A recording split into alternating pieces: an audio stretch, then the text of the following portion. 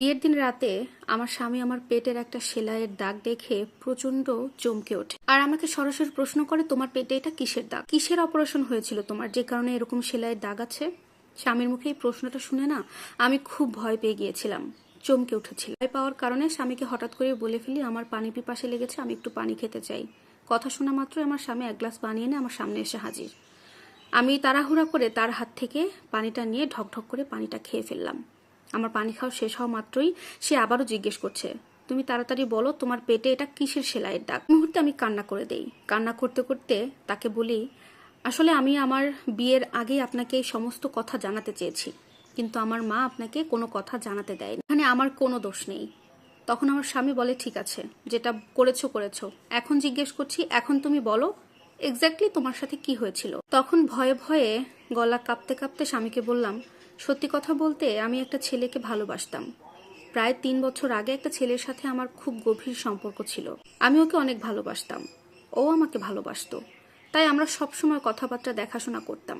একদিন আমার বয়ফ্রেন্ডের বার্থডে পার্টি থাকে, কিন্তু সেদিন আমাকে যাওয়ার জন্য খুব ফোর্স করে। আমি যদিও যেতে চাইনি, কারণ আমার বাসা থেকে রাত্রে কোথাও থাকার পারমিট নেই, কিন্তু তারপরেও আমাকে জোর করার কারণে আমি যেতে বাধ্য হই। আমার বয়ফ্রেন্ড আমাকে বলেছিল আমি যদি ওর পার্টিতে না যাই ও কেকই কাটবে না। সন্ধ্যায় আমি আমার বয়ফ্রেন্ডের বাসায় যাই এবং সেখানে একটা ছোট্ট পার্টিতে অ্যাটেন্ড করি। কেক টেক কাটা হয়, সবকিছু করা হয়। সেখানে অনেক ধরনের ড্রিঙ্ক ছিল।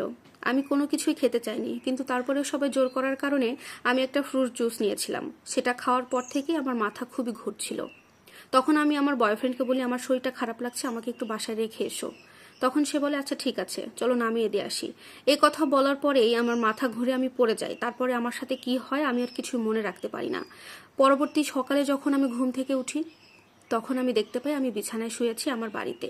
মাকে জিজ্ঞেস করলাম, মা আমাকে এখানে কে রেখে গেছে? তখন আমাকে মা বলল, তোর কয়েকজন বান্ধবী আর দুটো বন্ধু এসেছিল, এসে রেখে গেছে। বলল তুই নাকি মাথা ঘুরে পড়ে গিয়েছিলি।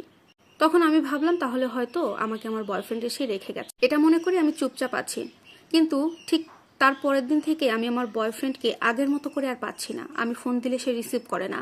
আমি যদি কোনো কথা বলি আমার সাথে সেরকম ভাবে আর মেলামেশা করে। ওকে যদি যখন জিজ্ঞেস করলাম তুমি আমাকে ইগনোর কেন করছো, ও আমাকে সরাসরি বলে দিল, এভাবে যদি থাকতে পারবি তাহলে থাক, না হলে তুই আমার জীবন থেকে চলে যা, তোকে এত সময় দিতে পারবো না আমি। ওর কথা শুনে আমি অবাক হয়ে গেলাম, কারণ ও আমার সাথে এতদিনে এরকম ব্যবহার একদিনও করেনি। তো হঠাৎ করে কি হলো যে আমার সাথে এভাবে আচরণ করছে, আমাকে ইগনোর করছে? আমি খুব কষ্ট পেলাম, ওকে অনেক বোঝানোর চেষ্টা করলাম, কিন্তু ও কিছুতেই বুঝলো না। এরপর থেকে আমাদের কথাবার্তা যোগাযোগ একটু কমেছে। এরপরে হঠাৎ একদিন আমি অসুস্থ হয়ে যাই, প্রচুর মাথা ঘোরায়, বমি হয়। ডক্টর আসে, ডক্টর এসে চেক আপ করে জানায় আমি প্রেগনেন্ট হয়ে গেছি। বাড়ির সবাই চমকে ওঠে, সাথে সাথে আমিও। সবাই আমাকে অনেক বকাবকি করছিল, মারধর করছিল আমি কোথায় কি করেছি জানার জন্য, কিন্তু আমি কিছুতেই কিছু মনে করতে পারছিলাম না, কারণ এই ঘটনাটা আমার সাথে সজ্ঞানে হয়নি, আমি নিজের ইচ্ছায় কিছু করিনি। পরবর্তীতে আমার মনে হলো সেদিন আমার মাথা ঘুরছিল, আমি অজ্ঞান হয়ে গিয়েছিলাম এবং ঘুম থেকে উঠে দেখি আমি বিছানায়। এর মধ্যে কি হয়েছে আমার মাথায় ছিল না। এখন আমি সবই বুঝতে পারছি, এর মধ্যে আমার বয়ফ্রেন্ড আমার সাথে নিশ্চয়ই কোনো চিটিং করেছে। আমার বয়ফ্রেন্ড আমার জীবনটা নষ্ট করে দিয়েছে।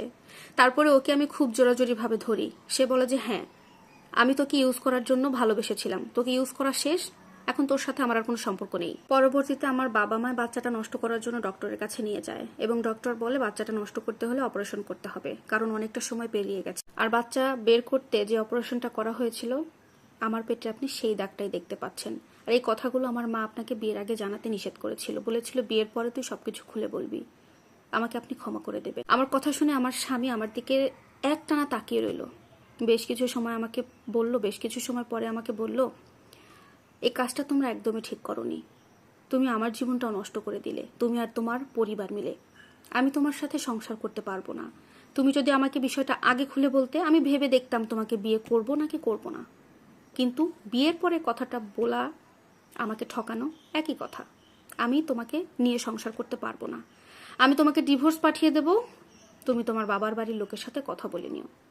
আমার স্বামী আমাকে জাস্ট এইটুকু কথা বলে ঘর থেকে বেরিয়ে চলে যায়।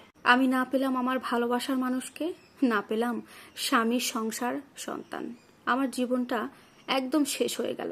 ভালোবাসার মানুষকে খুশি করতে গিয়ে আজকে আমার জীবনটা পুরোই শেষ। প্রিয় দর্শক, এই স্টোরিটি একটি আপুর জীবন কাহিনী।